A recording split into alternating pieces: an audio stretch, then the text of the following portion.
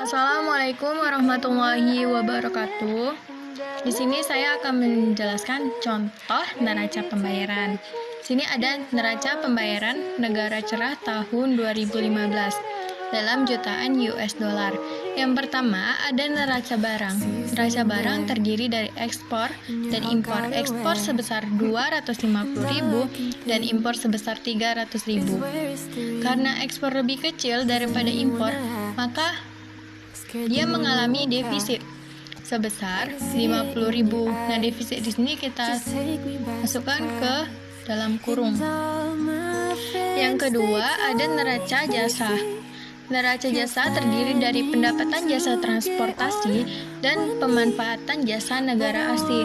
Pendapatan jasa transportasinya sebesar 425.000 dan pemanfaatan jasa negara asing sebesar 300.000. Maka dia mengalami surplus sebesar 125.000. Kenapa surplus? Karena devisa yang dia terima lebih besar daripada devisa yang dia keluarkan. Yang ketiga ada neraca modal. Neraca modal ini ada investasi di dalam negeri sebesar 600.000 dan investasi warga negara ke luar negeri sebesar 400.000. Ini juga mengalami surplus sebesar 200.000 karena devisa yang dia terima lebih banyak daripada devisa yang dia keluarkan. Yang terakhir, di lalu lintas moneter ada penerimaan bunga pinjaman sebesar 150.000 dan pembayaran bunga pinjaman luar negeri sebesar 175.000. Nah, dia mengalami defisit sebesar 25.000. Kenapa? Karena devisa yang dia terima lebih kecil daripada devisa yang dia keluarkan. Total dari 50.000, 125.000, 200.000 dan 25.000 ini hasilnya 250.000. Nah, maka neraca pembayaran negara cerah tahun 2015 mengalami surplus sebesar 250.000. Selanjutnya, saya akan menjelaskan contoh soal kedua tentang neraca pembayaran. Di sini diketahui bahwasannya data neraca pembayaran negara A pada tahun 2017 adalah sebagai berikut. Nah, transaksi yang pertama yaitu transaksi berjalan ataupun current account, selanjutnya lalu lintas modal ataupun capital account, dan terakhir adalah lalu lintas moneter. Nah, jika negara yang bertransaksi dengan negara A menggunakan mata uang dolar dengan kurs jual sebesar 14.000 dan kurs beli sebesar 13.500. Nah, langkah yang pertama yang harus kita lakukan adalah memisahkan transaksi yang berada di kolom debit dan transaksi yang berada di kolom kredit.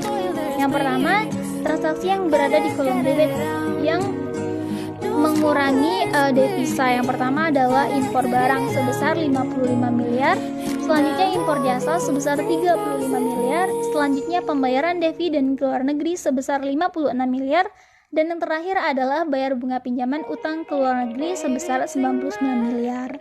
Nah, kemudian seluruhnya di total didapatlah hasil sebesar 245 miliar. Nah, ini merupakan pengeluaran negara A. Dan karena ini pengeluaran, maka negara A membutuhkan devisa dan perlu membeli devisa dan harus menggunakan kurs jual sebesar 14.000.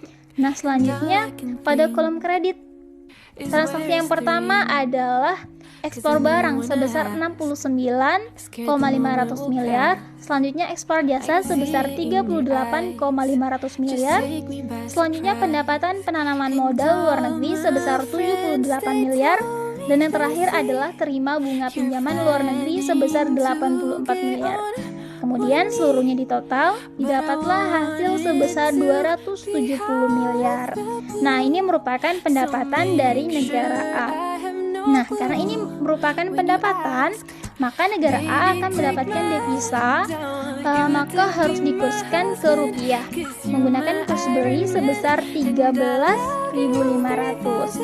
Selanjutnya pengeluaran hasil dari penjumlahan dari transaksi yang berada di kolom debit tadi 245 miliar dibagi dengan kurs jual sebesar 14.000. Nah, didapatlah hasil sebesar 17.500.000 dolar. Nah, selanjutnya pendapatan hasil dari penjumlahan seluruh transaksi yang berada di kolom kredit tadi sebesar 270 miliar dibagi dengan kurs beli sebesar 13.500, didapatlah hasil sebesar 20 juta dolar.